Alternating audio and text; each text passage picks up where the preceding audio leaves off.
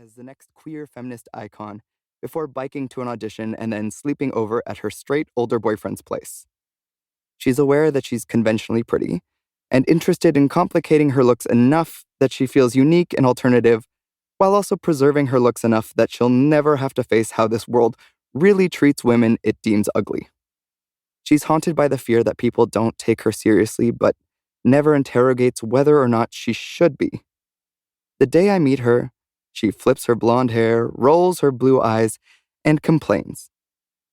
I'm always cast as the beautiful ingenue, without a drop of irony.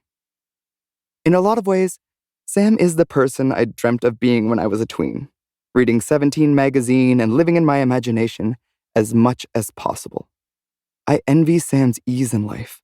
When I was a kid, I'd drool over the magazine articles and picture a different life for myself instead of dwelling on the fact that I'd go to school thinking I had a tan and realize later that I was just dirty.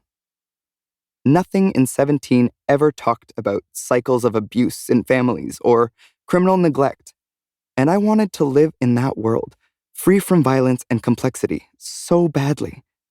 I feel drawn to Sam because, while 29-year-old me can tell that she's a narcissist, 13-year-old me still thinks she's a cover model, and I haven't outgrown being driven by the safety I wanted when I was 13. I'm also drawn to Sam because she's too self-involved to ever look at me closely. I dissociate from reality fairly often, and while that's not a good thing, it takes less effort to roll with dissociating than it would to improve my mental health. The upside to hanging out with narcissists, when you're unwell, is that they so rarely push you to be happy. Months into a casual Facebook friendship with Sam, she messages that she's headed to Toronto for a visit and asks me if I know any BDSM-type parties that will be happening while she's in town.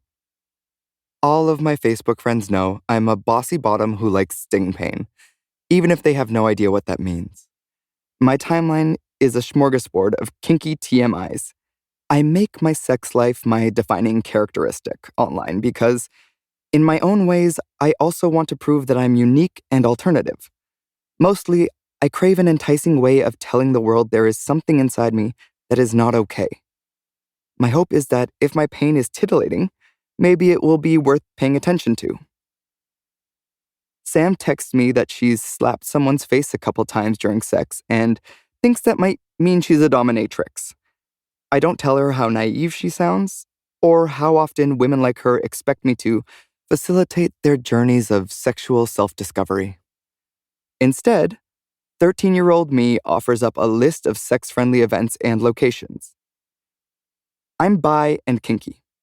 When you're bi, kinky, and talk about your sex life publicly, you get about an inch of space to figure yourself out before people start asking you to figure out their sex lives for them, too.